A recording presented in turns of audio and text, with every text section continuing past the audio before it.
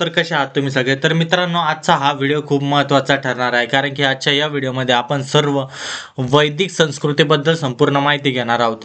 मागच्या भाग 1 मध्ये आपण सर्वांनी प्रागैतिहासिक कालखंडाची संपूर्ण माहिती घेतली होती आणि भाग 2 मध्ये आपण सर्वांनी सिंधू संस्कृतीबद्दल संपूर्ण माहिती घेतली होती. आजच्या या भागामध्ये आपण वैदिक संस्कृतीबद्दल माहिती घेणार आहोत. तर आजचा हा व्हिडिओ खूप महत्त्वाचा ठरणार आहे, कारण की या व्हिडिओमध्ये वैदिक संस्कृतीबद्दल तुम्हाला जेवढे पण प्रश्न येतील त्या सर्व सर्व क्लिअर होणार आहे. तर सुरू करूया आपल्या व्हिडिओला.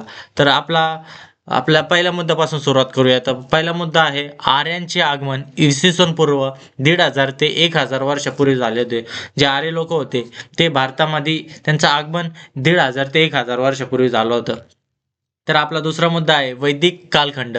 त्यामधील पहिला कालखंड आहे पूर्ववैदिक कालखंड, जो की ऋग्वेदीय कालखंडामध्ये येतो. आणि दुसरा कालखंड आहे उत्तर वैदिक कालखंड, जो ऋग्योत्तर वैदिक कालखंड मध्ये येतो.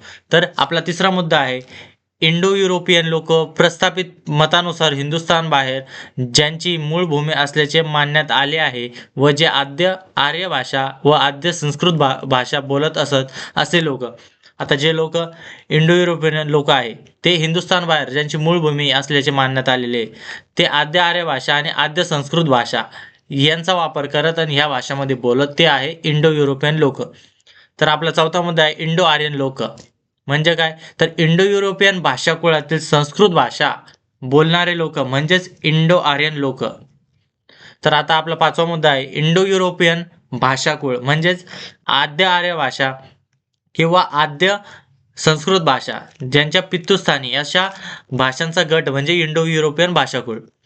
तर आपला सहावा मुद्दा आहे इंडो युरोपियन भाषा कोणकोणत्या. तर त्या पुढील प्रमाणे आहे. पहिली भाषा आहे संस्कृत, दुसरी आहे ग्रीक, तिसरी आहे लॅटिन, चौथी आहे इंग्रजी, पाचवी आहे फ्रेंच, सहावी आहे जर्मन, सातवी आहे स्पॅनिश, आठवी आहे काश्मीरी आणि सातवी आता पॉईंटने माहिती पर आता हिंदी, मराठी, गुजराती व बंगाली इत्यादी काही भाषा त्या इंडो युरोपियन भाषा याच्यामध्ये मोडल्या जातात.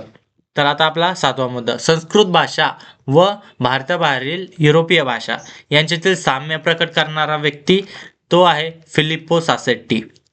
या व्यक्तीने संस्कृत भाषा व भारताबाहेरील युरोपीय भाषा यांचे साम्य प्रकट केले होते. तर आता आपला आठवा मुद्दा आर्यांचे मूळ स्थान हिंदुस्थान बाहेर आहे असे मत मांडणारे काही विद्वान व्यक्ती. पहिला व्यक्ती आहे मॅक्स मुल्लर, दुसरा आहे के. एम. पनिक्कर, तिसरा आहे स्वामी दयानंद सरस्वती आणि चौथा व्यक्ती आहे लोकमान्य टिळक. तर आपला नववा मुद्दा हिंदुस्थान हेच आर्यांचे मूळ स्थान असल्याचे मत मांडणारे काही विद्वान व्यक्ती. पहिला व्यक्ती आहे डॉक्टर के. एम. मुन्शी, दुसरे आहे डॉक्टर संपूर्णानंद, तिसरे व्यक्ती आहे डॉक्टर बी. आर. आंबेडकर, चौथे व्यक्ती आहे श्रीकांत तलगेरी. तर मित्रांनो, आता आपण बघणार आहोत आपला 10वा मुद्दा. तो आहे हिंदुस्थान बाहेरील आर्यांचे मूळ स्थान मानले गेलेले काही प्रदेश आहे. हिंदुस्थान बाहेर जे आर्यांचे काही स्थान होते, काही प्रदेश होते, ते पुढील प्रमाणे आहे. पहिला प्रदेश आहे कॉकेशस पर्वतीय प्रदेश, दुसरा प्रदेश आहे इराण, तिसरा आहे लिथुआनिया, चौथा प्रदेश आहे उत्तर ध्रुवीय प्रदेश. आता बघणार आहोत आपण 11वा मुद्दा. त्यामध्ये आहे 4 वेद. पहिला वेद आहे ऋग्वेद, दुसरा आहे यजुर्वेद, ऋग्वेदमध्ये शुल्क व कृष्ण याची माहिती दिलेली आहे. तिसरा वेद आहे सामवेद आणि चौथा वेद आहे अथर्ववेद. तर आपण बघणार आहोत आपला 12वा मुद्दा. तर त्याच्यामध्ये काही ब्राह्मणे आहे. पहिला ब्राह्मण आहे ऐतरेय ब्राह्मण, दुसरा आहे कौशितकी ब्राह्मण, तिसरा आहे तैत्तरीय ब्राह्मण आणि चौथा आहे शतपथ ब्राह्मण. तर मित्रांनो, आता आपण बघणार आहोत 13वा मुद्दा. त्यामध्ये काही अरण्यके आहे. तर पहिला अरण्यके आहे ऐतरेय, दुसरा आहे शांखायनारक्य, तिसरा आहे तैत्तरीयारण्यक आणि चौथा आहे बृहदारण्यक इत्यादी काही अरण्यके आहेत. तर मी सध्या 4च घेतलेले आहे. तर आपण बघणार आहोत आपण 14वा मुद्दा उपनिषदे. तर त्यामध्ये काही उपनिषदे आहे.